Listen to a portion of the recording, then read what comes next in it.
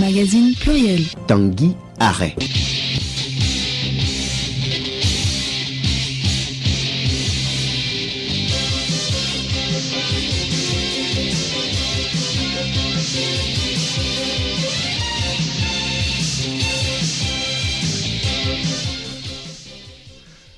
Madame, Messieurs, bonjour. Au sommaire de ce magazine pluriel, le Togo a un avenir prometteur dans le secteur de café-cacao. C'est ce qui ressort de la campagne commerciale de l'année 2024-2025 lancée hier à Palimé. Environnement, le Togo se prépare à prendre une part active à la prochaine COP29 à Bakou, en Azerbaïdjan. Une rencontre préparatoire de tous les délégués a eu lieu hier à Lomé. RDC, la question de la révision de la Constitution est posée, mais elle ne fait pas l'unanimité, même parmi les alliés du pouvoir. Rubrique invitée, d'abord Madame Marie Yao, directrice de l'environnement, va nous parler de la COP29 qui aura lieu à Bakou en Azerbaïdjan. Comment le Togo se prépare-t-il pour une participation honorable? Madame Mariao nous le dira. Ensuite, Monsieur Serge Adoté, vice-président de la synergie des acteurs des énergies renouvelables du Togo, va nous dire le rôle essentiel que jouent ces énergies dites propres dans la protection de la planète et dans la vie des populations. À suivre également les échos du palais, les sports et la revue de presse.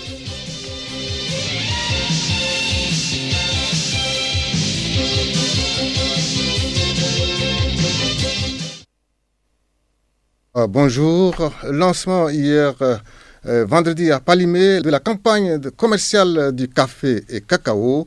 C'est pour le compte de l'année 2024-2025. La campagne de cette année met en vitrine les talents togolais du secteur café-cacao. Objectif, booster l'économie nationale. Une agriculture productrice à haute valeur ajoutée, moteur de valeur économique des agriculteurs et croissance du pays. C'est autour de ce thème que la campagne commerciale de cette année est placée. Pour le secrétaire général du comité de coordination pour les filières café et cacao, Anselme Gouton, il faut d'une part lutter contre la contrebande et inciter d'autre part les acteurs à redoubler d'efforts pour accroître la production. Ça nous permettra de redéfinir la stratégie, non seulement au niveau de la commercialisation, mais aussi au niveau de l'exploitation. Cet aspect important. Il y a la production qui est déjà bien engagée, mais ici maintenant il s'agit de la commercialisation. L'objectif est de faire plus. Nous devons aussi veiller à éviter le plus possible tout ce qui est lié à la contrebande. Parce que c'est la contrebande qui fausse les statistiques et qui nous indique parfois qu'on produit moins et on exporte moins. Mais en réalité, on produit suffisamment bien et qu'on devrait exploiter beaucoup plus si on arrive à mieux contrôler tout ce qui est lié à la contrebande. Notre espoir aujourd'hui, c'est de dépasser au moins de plus de 30 à 40% ce qui a été produit l'année passée. Le Togo a un avenir prometteur dans le secteur du café et cacao selon le directeur du cabinet du ministère de l'Agriculture, Kolani Dendiog. Pour rendre plus productives et plus compétitives ces filières à travers l'amélioration durable de la productivité des plantations, le ministère travaille à relever les défis auxquels elles restent toujours confrontées, notamment ceux liés au changement climatique, au vieillissement des plantations, aux attaques des ravageurs et aux maladies à l'instar du Schollenschutz. Le Togo possède un potentiel énorme pour devenir, en matière de café et cacao, un acteur majeur et une référence au plan régional et mondial, en définissant une image à son café et cacao pour rehausser le profil de l'origine Togo. Le ministre délégué auprès du ministre en charge du commerce, professeur Huna Kekwasivi, a dans son intervention salué le talent des Togolais, mais il a aussi appelé à éviter la déforestation pour élargir les domaines de production. Je voudrais saisir l'opportunité de la présente cérémonie pour féliciter tous les autres transformateurs de café et cacao, notamment les moines de Djokbegan, de même que les autres promoteurs du café des Grands Plateaux, de Choco Togo, de Miss Cacao, de Café Cara, pour ne citer que cela, pour les initiatives fort louables qu'ils engagent depuis de nombreuses années afin de permettre à nos compatriotes de savourer le produit du terroir, contribuant ainsi au développement de la consommation locale dans notre pays. La grande préoccupation de l'heure pour nous, pays producteurs de café et de cacao, est sans nul doute l'application du règlement zéro déforestation de l'Union européenne. En marge des travaux du lancement de la campagne de commercialisation du café et cacao, des prix ont été remis aux 3 lauréats du concours de l'excellence de cacao 2023. Un concours qui s'est déroulé en Italie. À ce concours, le Togo a remporté l'or, l'argent et le bronze. Kélim Voyodici, le mois du consommé local continue de livrer ses secrets. Des talents inconnus font leur apparition aux yeux du grand public. Plusieurs gammes de produits dérivés du café et du cacao ont été exposées pour la circonstance, mais une marque a retenu votre attention. Ça s'appelle Denyingba Cacao. Denyingba Cacao, une unité de production et de transformation des produits dérivés du cacao. À vue d'œil déjà, ces produits respectent les normes internationales de qualité. Et ceux qui dégustent ces produits ne tarissent pas d'éloges. Il est très bon, très savoureux. Moi, je n'ai pas l'habitude de prendre du chocolat, mais quand j'ai goûté au chocolat de Denyingba Cacao, j'ai trouvé que c'est très intéressant. Et je pense même l'adopter à partir de maintenant. C'est une innovation et c'est très délicieux en fait. C'est super. Vous avez vu qu'il y a un nouveau produit super bon pour amorcer le ventre avant de commencer une bonne journée. Pour la responsable de la structure, Madame Kodjro Bella, le principe, c'est d'utiliser les matières premières locales. Comme son nom l'indique déjà, Denyingba, on n'utilise que les produits de notre Denyingba, de nos aïeux, qu'on essaie d'honorer par le cacao. C'est fait à base de cacao. Les merveilles qu'on est arrivé à en sortir, du champ jusqu'au produit fini, depuis le champ jusqu'à votre table, à la maison, jusqu'à vos lèvres, jusqu'à même dans vos joues. Les palettes de produits que propose Denyingba Cacao vont des tablettes de chocolat au savon de cacao. Retrouvons Madame Kodjro. Nous avons 2 gammes de produits puisque nous travaillons nous-mêmes les cacao. Nous travaillons depuis le champ qu'on récolte, qu'on fermente. Et donc les cabosses de cacao, étant donné que nous militons pour un bon environnement, on ne veut pas les laisser pour que ça devienne encore d'autres sources de bactéries dans les champs. Donc on a dû les recycler pour en fabriquer des savons. Et le beurre de cacao est utilisé dans plusieurs domaines. Le beurre de cacao qui est utilisé est dans la cosmétique, et dans la médecine, en culinaire, dans bien d'autres choses. Le concept gouvernemental consomme-acteur est en train de s'enraciner chez les Togolais et on l'espère bien, les produits locaux connaîtront une grande valorisation. Les activités du mois du consommé local se poursuivent et se diversifient. La directrice de la consommation locale et sa suite ont visité jeudi 2 laboratoires de contrôle qualité des produits. Il s'agit du laboratoire de microbiologie et du contrôle de qualité de denrées alimentaires, la MICODA, affiliée à Esteba, et du laboratoire national de bâtiments et des travaux publics, LNBTP, basé à Lomé. Edmond Soba. La visite de la directrice de la consommation locale a d'abord conduit sa délégation au laboratoire microbiologie et de contrôle de qualité des denrées alimentaires, la MICODA. C'est pour échanger avec les responsables de cette structure chargée de vérifier la qualité des produits agroalimentaires mis sur nos marchés. Dr Jerry Bouraïma, directrice de la MICODA.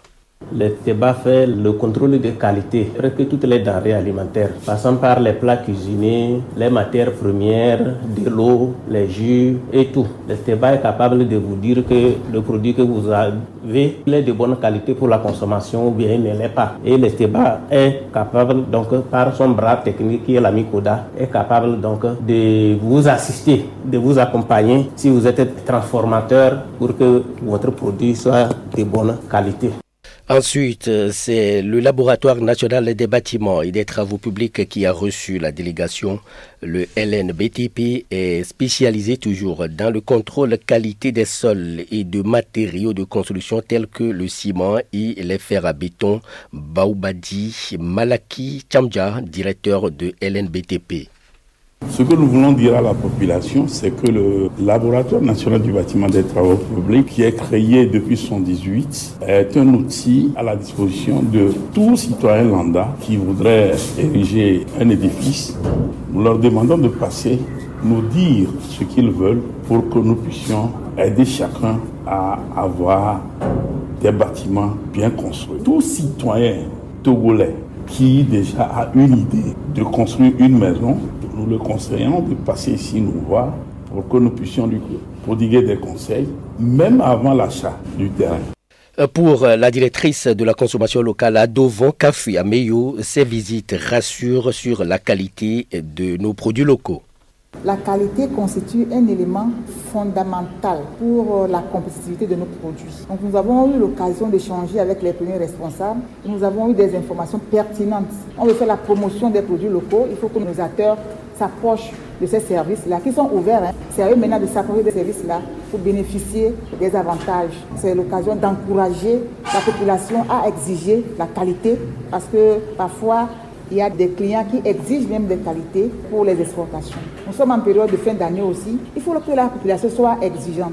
Parce qu'au niveau de la MICODA, on s'est rendu compte que même pour la date de péremption d'un produit, il faut des analyses. Consommer local, la santé se trouve dans notre assiette. Nora. Au menu aujourd'hui, sifia avec le poisson mulet ou guessou, accompagné de pinon, une purée de farine de manioc. Le guessou, prisé sur les tables royales des peuples côtiers, est aussi préparé par une femme amoureuse pour honorer son mari. Ce poisson est souvent offert en signe de considération. Je l'ai choisi pour sa valeur sociale et nutritive. Le guessou a une chair moelleuse et savoureuse contenant les 9 acides aminés essentiels.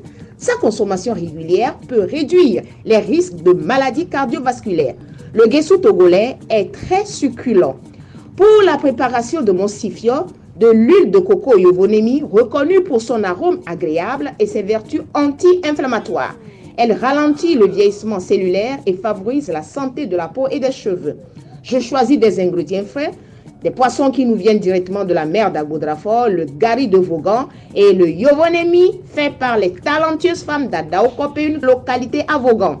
J'écrase des tomates fraîches en purée. Voilà, j'écrase aussi mes condiments séparément de la tomate. Ayo, doté, plein gota, saboulé, aïkou, persil, piment ballon vert, bois et baissé pour ma marinade, pour faire le bouillon de sifio. Voilà, je fais revenir immédiatement du piment vert, du persil bien assaisonné et de l'oignon pour rehausser le piquant. Je le transvase dans un bol. Ensuite, je lave soigneusement mon guessou avec de l'eau. Je lui fais une toilette au citron. Voilà, je le vide et je le débarrasse de ses parures. Voilà, je lave bien, voilà. C'est prêt. Je prépare une marinade avec les épices et un peu d'huile de Yovonemi. J'ajoute quelques tablettes de bouillon culinaire. Je badigeonne les poissons bien assaisonnés pour réduire l'odeur poissonneuse et je les laisse mariner.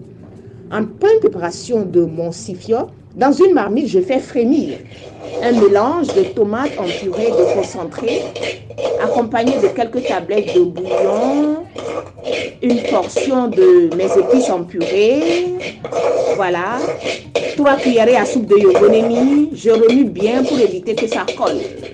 Une fois la cuisson parfaite, j'ajoute de l'eau, je laisse bouillir et goûte pour ajuster l'assaisonnement. Je plonge les poissons marinés dans la sauce pour qu'ils infusent leur saveur. Après cuisson, je les sers sur un beau plateau en bois, décoré de tomates fraîches, oignons, poivrons et un peu de persil. Quelle belle présentation. Je filtre pour enlever les résidus. Voilà, j'ajoute le gari dans le bouillon à ébullition. Voilà, je remue pour éviter les grumeaux. C'est prêt. Comme au village, on se lave les mains et on mange avec les doigts. Le sifio a meilleur goût quand ça vous brûle les doigts. Mesdames, selon ma grand-mère, aidez votre mari à savourer son plat. Faites-lui un sourire et une grosse bise et aidez-le à défaire le poisson sans tracas. Je préfère taire ici les retombées de ce geste pour vous, mesdames. Bon appétit à tous et à toutes. Fin hier de la 4e édition du marché des innovations et technologies agricoles MITA à Lomé, organisé par le CORAF en partenariat avec l'Institut togolais de recherche agronomique ITRA. Cet événement a favorisé l'adoption de solutions innovantes pour l'Afrique de l'Ouest et du Centre. Compte rendu, Florent Abi. La 4e édition du marché des innovations et des technologies agricoles MITA a mis l'accent sur les technologies de gestion intégrée des ravageurs et des maladies des plantes et des animaux. Plusieurs chercheurs sont distingués par leur innovation en réponse aux défis de la sécurité alimentaire.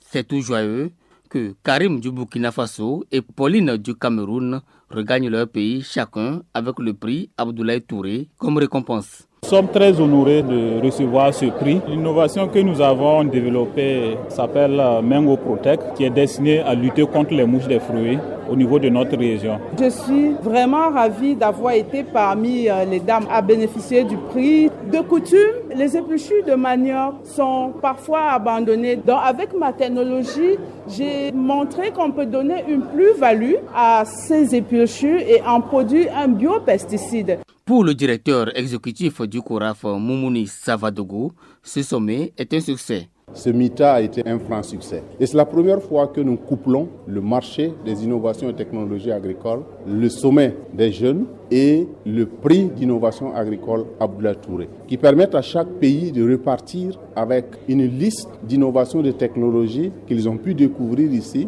Une convention a été signée entre le CORAF et l'ICP, une organisation de recherche spécialisée dans la recherche sur les insectes. Rendez-vous donc à Bamako, au Mali, en 2025, pour la 5e édition du MITA. Celui qui ne sait pas là où il va, qu'il ne s'inquiète pas qu'on l'a.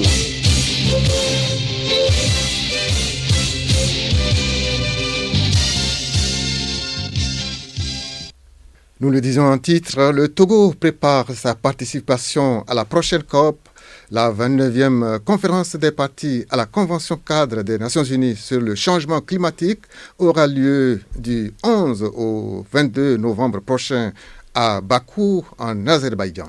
Les délégations du Togo doivent être au même niveau d'information sur les modalités de participation à cette messe mondiale sur le climat. Juliette Camden. Celui qui ne sait pas là où il va, qu'il ne s'inquiète pas qu'on l'amène là où on veut. C'est par cette phrase que le ministre de l'Environnement et des Ressources forestières, Folibazi Katari, plante le décor de cette réunion préparatoire. Les changements climatiques et leur lot de conséquences restent un grand défi de notre ère. Pour ce qui concerne notre pays, le Togo, il est vulnérable aux inondations, sécheresses, érosion côtière, vents violents, vagues de chaleur et les attaques des ravageurs. L'objectif fondamental de cette rencontre internationale est d'examiner et d'adopter les projets de texte de négociation sur divers éléments proposés. Les changements climatiques représentent un frein pour le développement des pays les moins avancés. Il est question pour ces derniers d'engranger des financements pour la mise en œuvre de projets. Les discours doivent donc être harmonisés.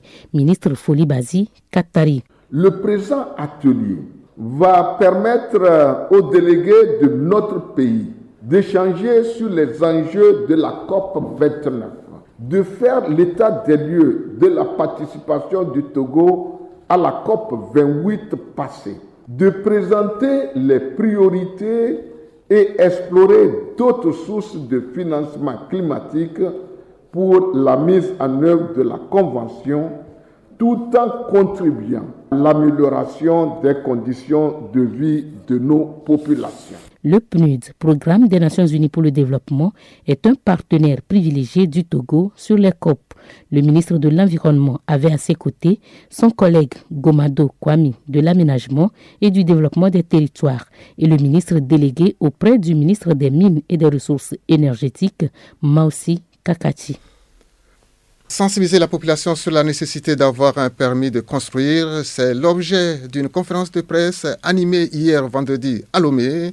L'initiative est de l'Ordre national des ingénieurs du Togo, ONIT, Cette rencontre fait suite à l'effondrement d'un immeuble à Sagbado, à Lomé, le 18 octobre dernier.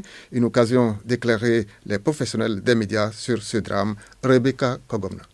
Les échanges entre journalistes et responsables de l'ordre des ingénieurs ont permis de situer les responsabilités par rapport à ce drame. Selon le président de l'ONIT, les normes régissant la construction de ces bâtiments n'ont pas été respectées malgré les rappels à l'ordre. Dami Pinou-Pokou, président de l'Ordre des ingénieurs du Togo. L'Ordre national des ingénieurs s'est penché sur cet événement et a essayé de comprendre ce qui s'est passé. Le diagnostic qui a été fait par l'ONIT, fondamentalement, c'est le non-respect des normes, notamment le non-respect des qualités des matériaux de construction qui a amené fondamentalement à ce drame. Cette rencontre est une occasion pour ces professionnels des travaux de construction d'appeler la population à faire recours aux ingénieurs afin d'éviter l'effondrement des bâtiments. J'appellerai la population en disant simplement c'est de notre sécurité. Allez-y vers des ingénieurs pour qu'ils vous fassent les calculs qu'il faut et qu'ils vous conduisent, qu'ils vous donnent les conseils qu'il faut en vue d'éviter.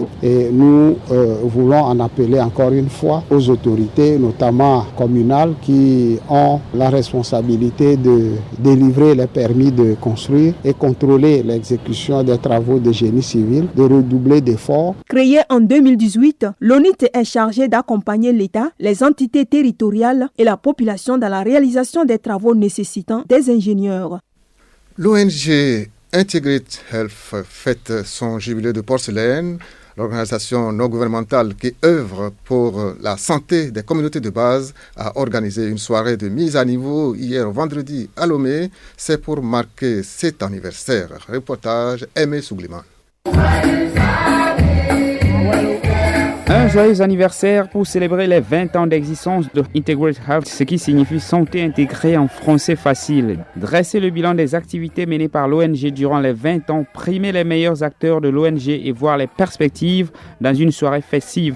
Integrate Health, avec la collaboration du gouvernement togolais, a beaucoup œuvré durant cette dernière décennie pour apporter des solutions innovantes en matière de santé communautaire. Des défis restent néanmoins à relever, reconnaît la présidente fondatrice Jennifer Sechter. Les défis que nous avons relevés jusqu'à présent nous ont préparés à affronter ce avenir. Je suis convaincue que nous continuerons à collaborer aux côtés du gouvernement du Togo, nos principaux partenaires, afin de célébrer plus de réussite dans le domaine de la santé communautaire pour l'atteinte d'une couverture sanitaire universelle telle que souhaitée par nous tous. Les acteurs les plus performants de l'ONG ont reçu des prix distinctifs. Jarietou Aboubakar a été considéré comme la cheville ouvrière de l'ONG en termes d'apport de solutions aux problèmes de santé des populations vivant dans des hameaux les plus reculés. Chaque jour, quand je me lève, je sors sur le terrain, je parcours les ménages de ma communauté, je vois les enfants de moins de 5 ans qui sont malades, les femmes enceintes, je les aide à faire leur plan d'accouchement et je les aide aussi à mieux accoucher au centre de santé. Je participe à la vaccination au centre de santé chaque vendredi. Integrate Health dispose de plus de 25 formations sanitaires à travers le pays et intervient au moins dans 5 districts sanitaires dans la région septentrionale du pays. Vous êtes dans un centre de santé et vous avez besoin d'aide. Vous avez un enfant caractériel et vous avez besoin d'aide pour le gérer. Ils sont disposés à le faire. Ce sont les travailleurs sociaux. Au Togo, ils sont formés à l'École nationale de formation sociale et NFS. Nous allons découvrir cette école avec Alou Noywe. L'École nationale de formation sociale, ENFS, forme depuis plusieurs décennies des travailleurs sociaux. Cette école est riche en histoire, une histoire dont nous parle Akasi Doviyawa Koboyo, directrice de l'ENFS. L'école est née depuis 1966, mais on ne l'appelait pas NFS. C'était le centre de formation des animatrices. À un moment donné, l'école a été réformée où il fallait rentrer avec le niveau BPC et faire 3 ans de formation pour sortir agent de promotion sociale. Le cycle est créé en 1999. ils rentrent avec le bac. Si en première année, ils font tronc commun. À partir de la deuxième année, ils rentrent dans les options. Cette école forme 4 catégories de travailleurs sociaux en 2 cycles.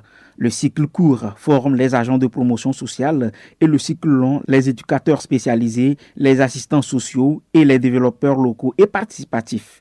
Ces différents travailleurs sociaux exercent de plusieurs manières pour le bonheur de nos communautés. Akassi Koboyor. Ils aident les populations à organiser leur propre développement. Ils donnent des conseils, ils appuient techniquement. Ça, c'est avec les techniciens de développement local. Les assistants sociaux, ce sont eux qui sont au niveau des prisons, au niveau des hôpitaux. C'est le centre social qui est près de l'hôpital où les personnes vulnérables vont pour une réduction du coût des prestations, et les éducateurs spécialisés sont ces personnes qui arrivent à comprendre les besoins de ces personnes vulnérables et qui savent comment les prendre en charge. Les travailleurs sociaux peuvent travailler dans l'administration publique, les organisations non gouvernementales, les crèches, dans les institutions sanitaires et même avec nos communautés.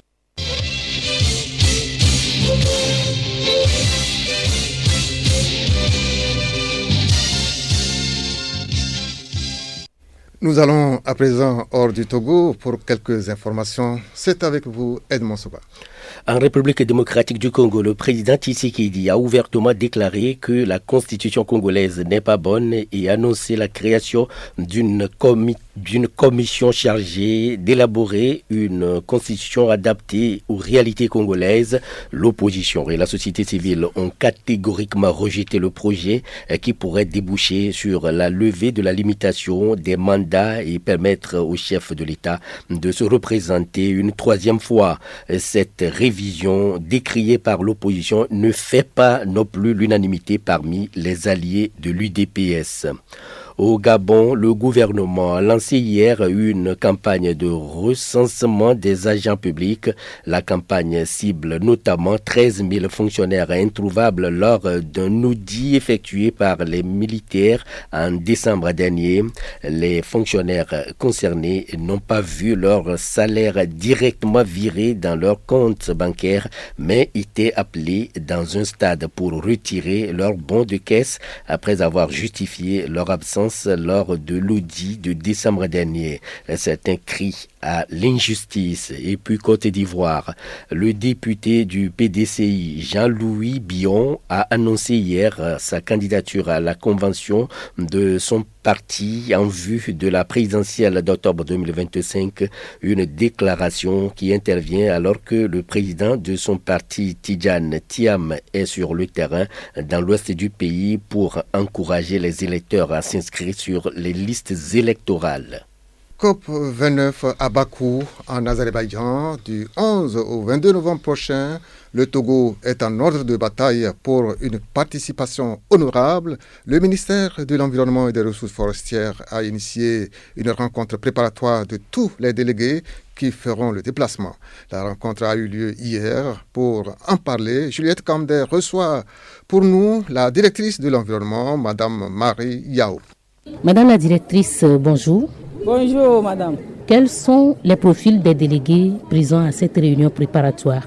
Les participants sont entre autres les représentants des ministères sectoriels, les représentants des organisations de la société civile, le secteur privé, le patronat, les partenaires techniques et financiers et également les représentants de l'Assemblée nationale, donc les parlementaires et les élus locaux, donc les représentants des collectivités territoriales.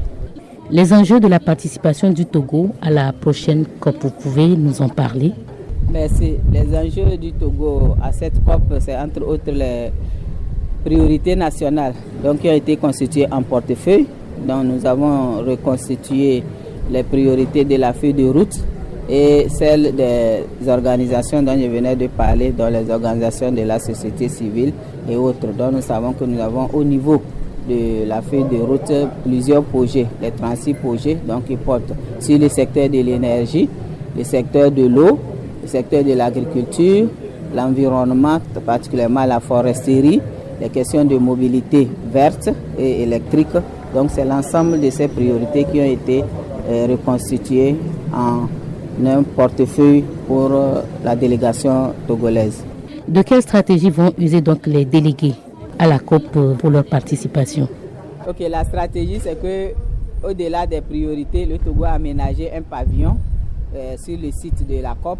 Et dans ce pavillon se partageront les expériences sur les priorités d'abord à faire valoir et qui vont constituer un plaidoyer. C'est l'ensemble de projets, d'idées de projets où on va chercher les financements. Donc il y aura des négociations avec les partenaires techniques et financiers. Le partage d'expériences aussi sur les initiatives déjà mises en œuvre et dont les bonnes pratiques ont été capitalisées et vont être partagées également dans le sens de toujours rechercher les financements pour leur mise à échelle au niveau de toute l'étendue du territoire. Donc, mis à part le partage et les présentations formelles, il y aura des contacts B2B, les rencontres B2B qui sont organisées entre les officiels et au niveau technique également, entre les délégués et d'autres délégués des autres pays et des partenaires du monde entier qui seront sur le site de la conférence. Par rapport à la précédente COP, la COP 28, qu'est-ce qui a bien marché et qu'est-ce qui l'a été moins? Par rapport à l'expérience de la COP 28, il faut dire qu'il y a eu une bonne participation. Ce qui a marché, c'est que le Togo avait pu décrocher 3 conventions. Au cours de la COP, 3 conventions d'accords de financement ont été signés, dont un qui a été signé avec Amea Power pour étendre la capacité de la centrale solaire de Blita. Une seconde convention a été signée pour l'aménagement aussi vers centrale solaire à Sokodé. Et une 3e convention a été signée avec une organisation internationale appelée AXA Climate. Pour ce qui n'a pas marché, peut-être, c'est que les résultats n'ont pas été à la hauteur des attentes. On aurait voulu avoir plus de financement et de propositions, d'accord, mais on a eu 3, mais je pense que c'est déjà quelque chose. Cette année, on va mieux explorer encore les pistes et les sources de financement pour en avoir davantage. Madame la directrice, merci. Je vous en prie, c'est moi qui vous remercie pour le partage d'informations. Oui, la directrice de l'environnement, c'est Madame Mary Yao. Elle venait de parler à Juliette Kandé. Le deuxième invité à présent, la communauté internationale a célébré mardi 22 octobre dernier la journée mondiale de l'énergie. Dans un monde confronté au changement climatique, les énergies propres jouent un rôle essentiel dans la réduction des émissions et profitent aussi aux populations qui n'ont pas accès à des ressources d'énergie traditionnelles. Le défi est donc double: protéger la planète et ne laisser personne pour compte. Pour relever ces challenges, les énergies renouvelables se placent en bonne position. Qu'entend-on par énergie renouvelable et que gagnerons-nous à les utiliser? Ce sont entre autres questions auxquelles répond Serge Adoté, vice-président de la synergie des acteurs des énergies renouvelables du Togo, SAAR Togo. Il est au micro de Sibyl Osson. Monsieur Serge Adoté, bonjour. Bonjour, madame. Vous êtes le directeur général de la société CH2000 et le vice-président de la synergie des acteurs des énergies renouvelables du Togo, SAAR Togo. Mardi dernier, la communauté internationale a observé la Journée mondiale de l'énergie. C'est donc l'occasion pour nous de discuter avec vous de cette source d'énergie qu'est l'énergie renouvelable. Alors, monsieur Serge Adoté, dites-nous d'abord, qu'entend-on par énergie renouvelable ? Les énergies renouvelables, ce sont des énergies qui proviennent de ressources naturelles, comme l'eau, comme le soleil, qui se renouvellent à un rythme supérieur à leur consommation. Donc, pour aller dans plus de détails, nous pouvons dire que le soleil, associé à des panneaux photovoltaïques, produit une énergie qui est renouvelable parce que le soleil, aujourd'hui, il n'a pas de limite en termes de durée de vie. Aujourd'hui, où en est le Togo avec les énergies renouvelables? Alors au Togo, l'énergie renouvelable la plus développée, c'est le photovoltaïque. C'est le solaire photovoltaïque qui est présent partout sur tout le territoire avec des centrales solaires comme celle de Blita, celle de Asukoko, celle de Tapapieni et d'autres centrales solaires qui sont en train d'être construites. À côté de ça, nous avons du solaire thermique avec les chauffe-eau solaires.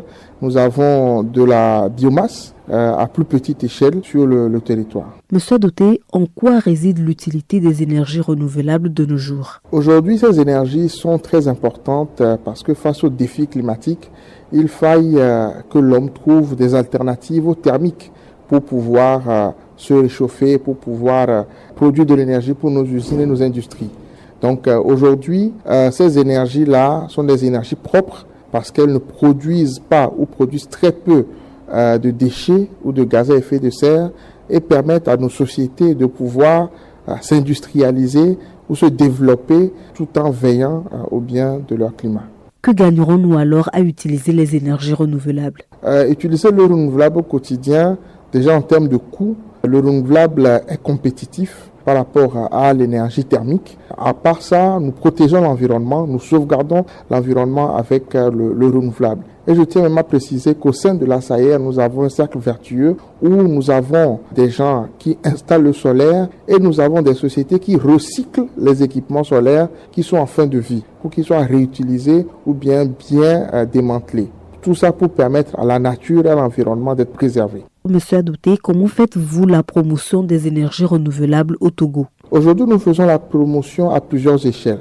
Dans un premier temps, nous le faisons au niveau de nos institutions, où nous faisons un plaidoyer sur les énergies renouvelables, sur le secteur, sur les taxes, pour que l'équipement devienne à un prix beaucoup plus attractif pour le client final. Nous faisons une promotion vers les clients directement eux-mêmes. Pensez-vous que l'utilisation des énergies renouvelables, M. Adoté, soit accessible à tous les Togolais aujourd'hui? Je vais dire oui, parce que souvent nous associons le renouvelable aux panneaux solaires. Mais le renouvelable ne se limite pas aux panneaux solaires. Nous avons des kits solaires qui sont aujourd'hui vendus aux populations rurales dans les localités reculées, qui sont vendus aux paysans, qui sont vendus aux cultivateurs, ce sont un peu des torches solaires. Nous avons des centrales solaires pour les ménages, des centrales à plus grande échelle pour les entreprises et les usines. Donc nous pouvons dire que nous couvrons aujourd'hui à la SAER les entreprises qui sont membres, je veux dire, couvrent aujourd'hui tout le spectre de la population, mais à des échelles différentes. En termes de coût, je ne peux pas donner le coût d'un équipement solaire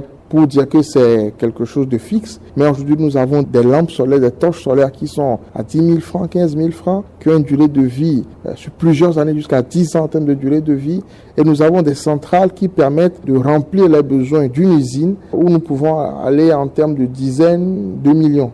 Donc aujourd'hui, le coût dépend vraiment du besoin et nous, les entreprises, nous comprenons que la population a besoin d'un accompagnement. C'est pourquoi nous travaillons à ce que nos équipements soient d'abord de qualité, mais soient surtout très compétitifs. Le 17 octobre dernier, l'Institut de formation en alternance pour le développement IFAD a lancé les inscriptions pour 3 ans de formation en énergie renouvelable. Monsieur le vice-président de la SAER, le secteur des énergies renouvelables est-il porteur? Ah oui, c'est un secteur qui est très porteur parce que en tant que chef d'entreprise, je suis le plus qualifié parce que nous voyons les marchés et nous recrutons pour pouvoir répondre aux marchés. Et sous l'impulsion du chef de l'État, nous avons remarqué qu'il y a aujourd'hui plusieurs marchés. Depuis 2018, il y a un essor quand même du renouvelable qui fait du Togo un des pays leaders en Afrique. Nous avons la centrale de Blita qui fait 70 MW, une des plus grandes, sinon la plus grande sur tracker en Afrique de l'Ouest. Nous avons le projet CISO avec la distribution des kits solaires où les sociétés ont distribué des dizaines par milliers. Nous avons des mini-grids qui sont construites. Tout ça pour dire quoi? Pour dire que nous avons un besoin de plus en plus croissant d'énergie au Togo qui est en train d'être satisfait par l'énergie solaire. Et aujourd'hui, cette formation-là permet de répondre à un besoin de ressources humaines. Parce que nous pouvons gagner des marchés, nous pouvons avoir des équipements, mais ce sont des êtres humains qui doivent les installer et des êtres humains qui savent ce qu'ils font et qui le font bien. Et nous avons confiance que l'IFAD répond à ce besoin des entreprises. Monsieur Serge Adoté, je rappelle que vous êtes le vice-président de la synergie des acteurs des énergies renouvelables du Togo, SAER Togo. Votre mot de la fin. Aujourd'hui, nous avons remarqué que lorsque nous venons et nous parlons au client final du solaire, beaucoup doutent parce qu'ils ont été confrontés à des installations qui ont été mal faites ou qui n'ont pas tenu dans le temps. Et aujourd'hui, à la SAER, nous avons un label qualité et nous faisons du renforcement de capacité régulièrement à nos membres pour qu'ils soient à la pointe de l'information en ce qui concerne les énergies renouvelables. Nous veillons les uns sur les autres parce que nous sommes solidaires Donc, pour permettre vraiment aux clients qui a une installation d'une entreprise de Sayer d'être satisfaite. Nous voulons assainir à notre niveau le secteur pour qu'il puisse apporter le maximum aux clients qui veulent aller vers le solaire. Monsieur Serge Adoté, merci. Merci à vous. Écho du Palais à présent, Fatoumata est accusée d'avoir tué son mari.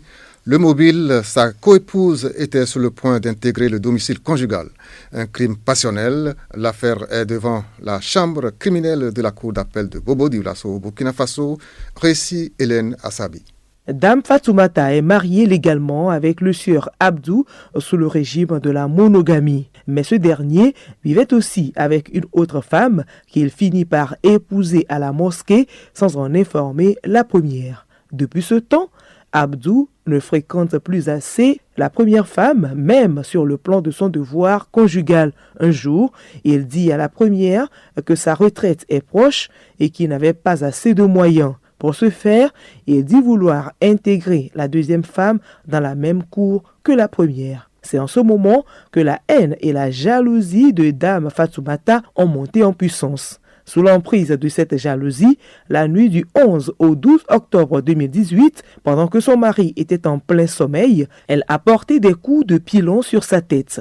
Et celui-ci, réveillé en sursaut, a tenté de se défendre.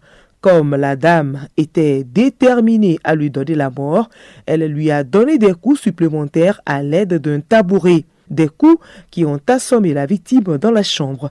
Elle a ensuite trimballé le corps dans la douche pour simuler une mort accidentelle suite à une chute dans la douche. À la barre, Fatoumata a présenté un visage attristé en larmes au moment de relater les faits. J'ai connu mon mari il y a 26 ans. Nous avons traversé de bons moments et aussi des temps de souffrance ensemble. On s'entendait très bien et je l'aimais beaucoup. Mais depuis que cette histoire de deuxième épouse a commencé, il m'a abandonné sur tous les plans. La vie était devenue insupportable dans le foyer. C'est pourquoi j'ai décidé d'éliminer mon mari et de me suicider, a-t-elle avoué. Dans ses réquisitions, le parquet a qualifié les faits d'assassinat et demandé à la cour de condamner la dame à 30 ans de prison ferme. La cour a déclaré la dame coupable des faits à elle reprochés, cependant a reconnu des circonstances atténuantes. Par conséquent, elle a été condamnée à une peine d'emprisonnement de 11 ans, dont 6 ans ferme. On se retrouve samedi prochain pour une autre affaire. Merci Hélène. À samedi prochain. Les éperviers du Togo, version locaux, n'ont pas tremblé face au Bénin hier en match aller, comptant pour les éliminatoires du CHAN 2024. Une sérénité au sein de la sélection a permis de remporter ce match capital. Kilim Boyadi. Les éperviers locaux, en dominant les guépards du Bénin et en remportant à terme la rencontre par 2-0, ont fait preuve d'une sérénité insufflée par le sélectionneur Kader Koubadja Touré. Le staff technique a travaillé sur l'ascendance psychologique des joueurs, ne pas reculer, ne pas avoir peur de l'adversaire et jouer haut en mettant la pression sur l'adversaire. Voilà les stratégies mises en place par le sélectionneur. Ce qui a permis à Denis Abalo et Bruno Avotor de concrétiser leurs occasions et permettre au Togo de prendre de l'avance. Koubadja Kader, une vieille gloire de la sélection A, veille à ce que la sélection locale puisse avoir un niveau capable de jouer les rencontres de haut niveau. Il va sans doute rééditer l'exploit de Abalo Dossé qui a atteint les quarts de finale du CHAN au Cameroun il y a 3 ans. Le match retour aura lieu à Abidjan où les guépards recevront les éperviers en novembre prochain. Quelques sujets à la une des journaux. L'effondrement d'un immeuble dans le Golfe 7. Komou Marie-Lucie, élue reine des sciences et technologies 2024. Et la fin d'une mission du FMI au Togo sur une note de satisfaction. Léontine Atogima. Elle est grande. Cette satisfaction du FMI relève une nouvelle opinion. Pour l'hebdomadaire, cette note est méritée après le respect de tous les critères de performance et les objectifs assignés au Togo par l'institution de Bretton Woods. Cette satisfaction annonce un nouveau décaissement, informe Togo Matin. Il s'agira de la deuxième tranche du programme FEC, Facilité élargie de crédit, précise le journal Éco et Finance. Le quotidien privé Togo Matin revient et relate que le Togo renforce ainsi sa coopération non seulement avec le FMI, mais aussi avec la Banque mondiale. Économie et développement rapporte justement qu'aux assemblées générales de la Banque mondiale et du FMI à Washington, la ministre secrétaire générale de la présidence de la République, Sandra Ablamba Johnson, a présenté les opportunités économiques pour booster l'autonomisation des femmes togolaises. Tout commence à la base. Et la fondation Assal d'Abira Bonfo encourage les jeunes filles à l'excellence dans les matières scientifiques et technologiques. La Lanterne écrit que pour la 3e édition du concours Reine des sciences et technologies, Marie-Lucie Komou ravit la couronne. Avec une moyenne générale de 17,19, Komou Marie-Lucie, élève en classe de seconde CD au collège Adèle de Cara, a remporté le premier prix. Une enveloppe de 5 millions de francs CFA mentionne l'Union pour la patrie dans ses colonnes. La dernière information qui a fait couler l'encre et la salive est l'effondrement d'un immeuble à Plao-Sagbado. Le propriétaire et 2 autres personnes ont trouvé la mort. De la nécessité de situer les responsabilités, exhorte Dunia Le Monde. L'apparition interpelle d'abord le propriétaire qui malheureusement n'est plus de ce monde pour en répondre. Ensuite, la municipalité du Golfe 7, avant d'inviter l'État à plus de fermeté dans les plans d'urbanisation.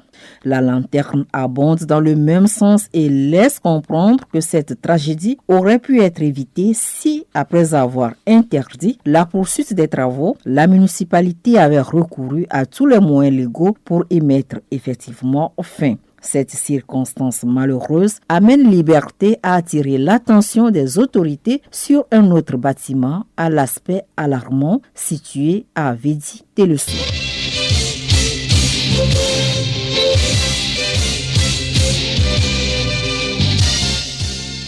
C'est la fin de ce magazine pluriel. Le rappel des titres à présent. Le Togo a un avenir prometteur dans le secteur du café-cacao. C'est ce qui ressort de la campagne commerciale de l'année 2024-2025 lancée hier à Palimé. Environnement, le Togo se prépare à prendre une part active à la prochaine COP 29 à Bakou en Azerbaïdjan. Une rencontre préparatoire de tous les délégués a eu lieu hier à Lomé. En RDC, la question de la révision de la Constitution est posée, mais elle ne fait pas l'unanimité, même parmi les alliés du pouvoir. Rubrique invitée, vous les avez suivis, Madame Mary Yao, directrice de l'environnement, qui nous a parlé de la COP 29 et de comment le Togo compte se préparer pour faire une participation active à ce rendez-vous. Serge Adoté, vice-président de Sayer Togo, nous a parlé des énergies renouvelables. Nous avons également eu droit aux échos du palais, les sports et la revue de presse.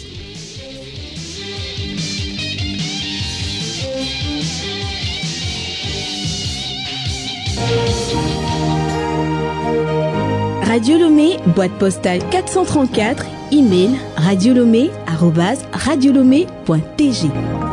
radiolomé.tg